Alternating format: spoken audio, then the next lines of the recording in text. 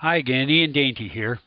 And today I want to talk about the cultural habits of great marketing which make them growth companies. I think it's very important that we kind of link the two together. Marketing's kind of a feature and growth is hopefully a benefit to you. And that's why I want to link the two together because they are inextricably linked together.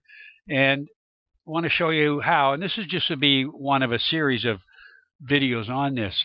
And the real difference between half decent to good marketing companies and then great marketing companies comes from the way they actually look at marketing and sales. Great marketing companies also treat clients and prospects with similar respect and realize that each of these very important segments of their business needs to be continually nurtured. So how do I know this? Why do I know the difference between great and good and mediocre marketing and growth companies? Well, let's have a look at it. I've spent 37 years in B2B sales and marketing. I've owned two companies, which I've grown and sold successfully, and they were marketing and sales companies. They were in the technology space and also in the consulting space.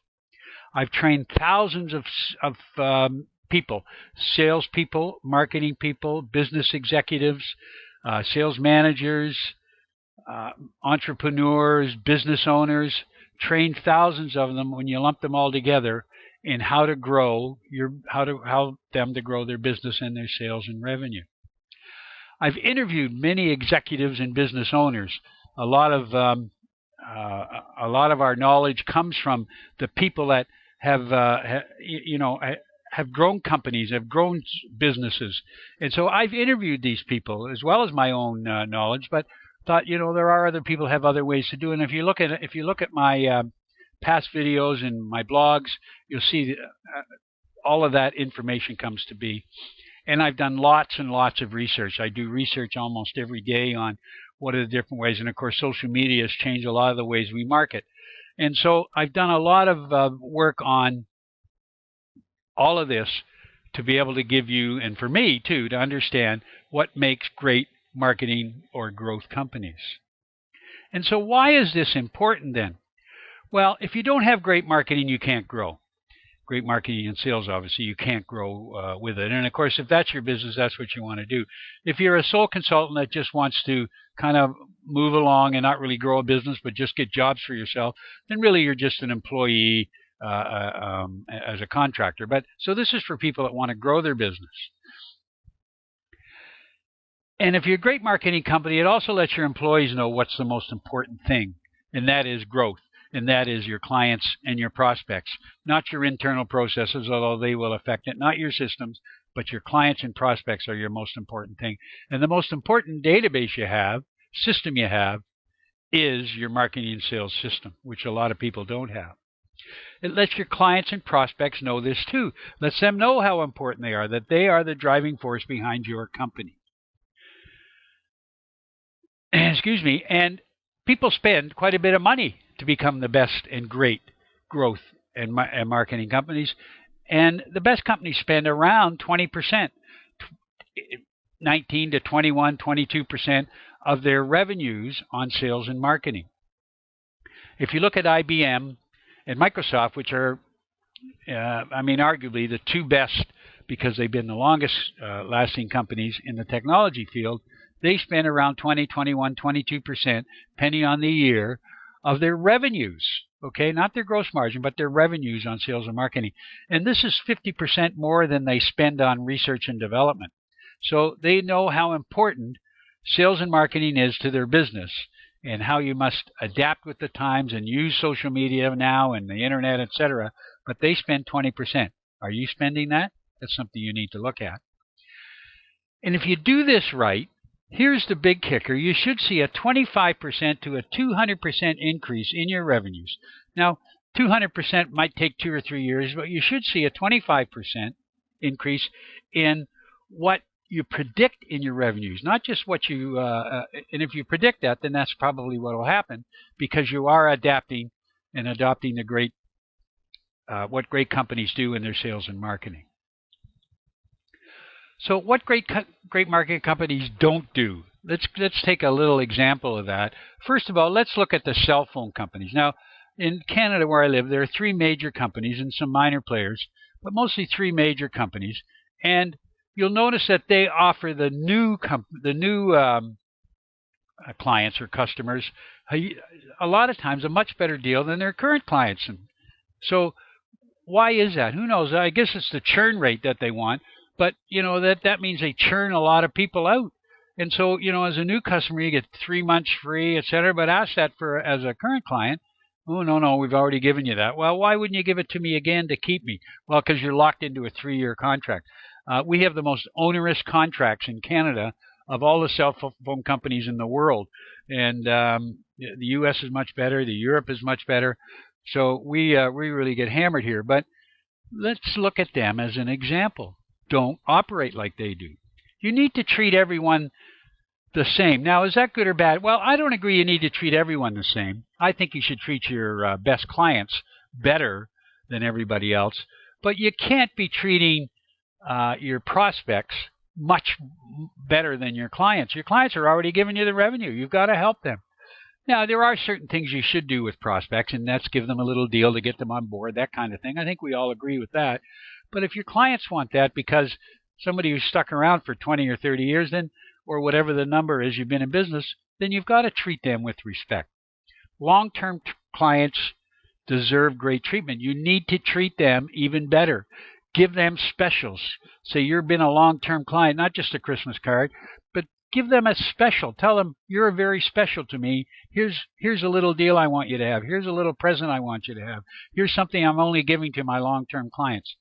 Treat them with great respect, and they'll stay with you. And of course, the real key in selling anything is you not only need to build trust, you need to keep maintaining that trust. So instead of, and one of the, one of the things that clients look for is trust, and that's why they buy from you. And in order to understand what that trust is, if you're ever doing a case study on one of your clients or trying to get testimonials, don't ask the question, how are we doing? They'll say, oh, you're doing okay, you're fine. Here's the question I want you to ask, why did you buy from us? Now, that's a more effective question than how are we doing. How are we doing? Oh, they don't want to hurt your feelings. Why did you buy from us now gets down into the real nitty-gritty. And if you, if you look at that question, then you can delve into what did we do for you? What kind of results did you get from us? That's another question that people don't ask. Did we increase your productivity? Did we make you more competitive? Were you able to increase revenue? Were you able to decrease costs? Were you able to enhance your business processes by doing it? Et cetera, et cetera. So ask, why did you buy from us or buy from me? Not, how are we doing? And you ask this to the highest level person you can, which, as we've gone through it, is the person who really looks after, signs the checks for you, or okays the check signing for you, and that might even be a committee, but the person who heads up that committee. So that's another thing, obviously, you have to do is get relationships with the highest authorities you can in that company. But ask the question, why did you buy from us? Don't ask the question, how are we doing? So what drives hyper-growth companies? Well, it's driven by the top executives. The most important factor that drives a great marketing culture is the CEO of the company. If the CEO does not believe that marketing is the key to success in business, then that company, there's a good chance, may not be successful. They'll go along, they'll bump along. They'll probably survive for a period of time, but will never grow, and more importantly, really, really prosper. So the top executive, look at Bill Gates, who was really a techie, and all of the other guys that have driven companies, Jobs, who just died, they knew that marketing was a key to driving their business. And it's pretty easy to see if a company has an ingrained culture of great marketing. Simply look at where what I call the CRO, their Chief Revenue Officer, is in the pecking order of the company when they list their executives. Now, this could be the VP of Sales and Marketing. It could be just the VP of Sales. I like to call the Chief Revenue Officer, which I believe should have 3 divisions under him: sales, marketing, and customer service, because they are all about driving revenue. If you have bad customer service, you're going to lose revenue. So you want to teach your customer service people too how to keep adding and upselling and cross-selling customers when they come to them, especially when they solve a problem for them. So there should be a chief revenue officer. I'm sure a lot of you may have never even heard that term, but that person is important to it. Now, the top executive obviously has other things. They have finance and human resources and operations, but their top priorities should be marketing and revenue. All of these others are support functions. Revenue, if you don't have a client, a customer, you don't have a business, right? You can see that listing is you can see this listing easily, or you can just talk to people and see where they are. One of the other keys to see how hypergrowth companies grow is because they measure everything. Now, you've often heard the saying that the CEO says, "I know half my marketing isn't working. I'm just not sure which half." Well, you want to measure marketing. That's why marketing gets cut when you come into a downturn, because the CEO says, "I don't know what you're doing." And with the internet now and the type of marketing you can do, you can measure everything. You can measure everything you do. Even if you do ads, you can measure ads, and there's a way to do that. But measure everything. That's what makes great marketing companies. And of course, client value. Now, we've talked about this before, but from performing the interviews, as I mentioned, that's how I got a lot of my information, how I get it. I found that what separates the so-so companies from the great companies is how they show value to their clients and prospects. And as the world becomes smaller because of the internet, competition becomes even greater and more intense. And especially with the type of economy we're going through now, what's going on in Europe and the US and the rest of the world, it becomes even more important to show value to your clients. And that's what I'm going to show you and keep hammering at you as we go through these different videos. There are a lot of companies that will sell strictly on price. And whether you want to believe it or not, they're calling your clients. And your clients are listening to them. And if, for example, you sell based solely on features, you will probably have a tough time getting the next assignments from the client if you don't match these other competitors on price. You're not showing them any value for what you're doing. So you have to sell on client value, and you have to keep telling them what the value is you're bringing them. Okay? That's really key. So client value is so important. Okay, so let me ask you, is your company a great marketing and therefore growth company? How do you stack up?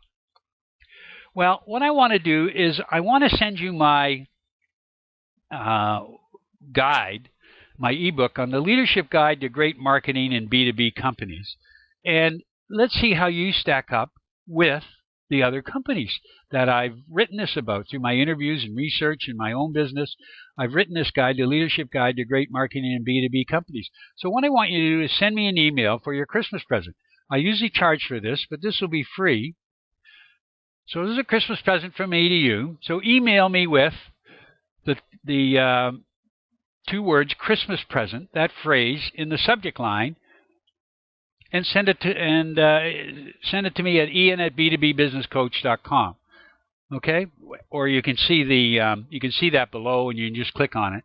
Just say Christmas present in the subject line, and I'll send you the ebook, the leadership guide to great marketing in B2B companies. Thanks a lot. I look forward to speaking to you again next time. Take care. Bye-bye.